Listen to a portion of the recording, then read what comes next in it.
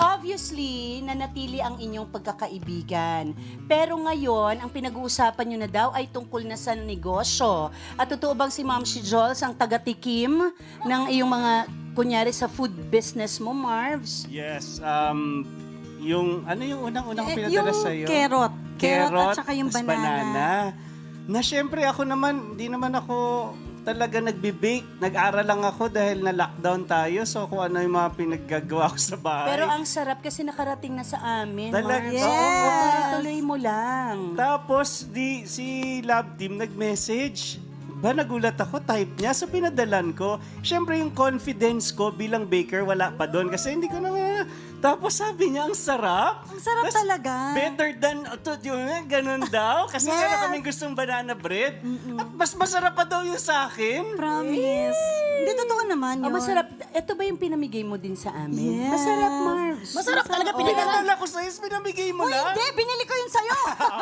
Ako mga bagong ginawa. Ensaymada, Yun, papadalan ko yung ensaymada. Yeah. Ang mga cookies. Cookies. Ayan. Alam pa yan. Alam na ng mga products. Mag-request ka na mag-request, Ma'am Shilo, sa birthday mo ngayon. Oo nga. Sige. Promise ah. Hanggang mamaya pa ba kayo dito? Of Yes. course. Okay. Mamaya, promise. Bagong luto. Oh, I love it, I ang love hirap it. pa naman mag-order dyan, pero ngayon magkakaroon tayo. Birthday mo eh. Pero hanggang ngayon talagang ang dami nyo pa ring fans. May mga bata pa nga kayong fans, di ba, Ma'am si Jules? Update lang sa inyong love team kasi may bago kayong project na in-offer. Tapos, nag-back out ka ba, Mr. Marvin? Actually, ang nasabi ko nga lang dyan, sa mga ganitong panahon, hindi natin pwedeng madaliin yung project. Ang importante sa amin ni Love Team, gustong-gusto namin talaga gumawa ng project. Gusto namin hindi lang para sa sarili namin, kundi para sa mga humahanga at gusto kaming mapanood ulit. Pero I think the right project will come.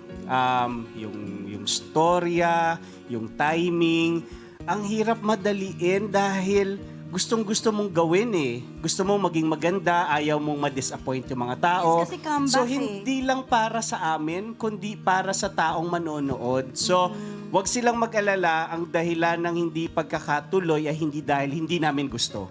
Gusto Okay, namin okay. mas magandang project. Correct. Yes. At saka kung hindi talaga kayo comfortable, nasa puso nyo naman yun kung gusto kong... Totoo. Kaya Pero tama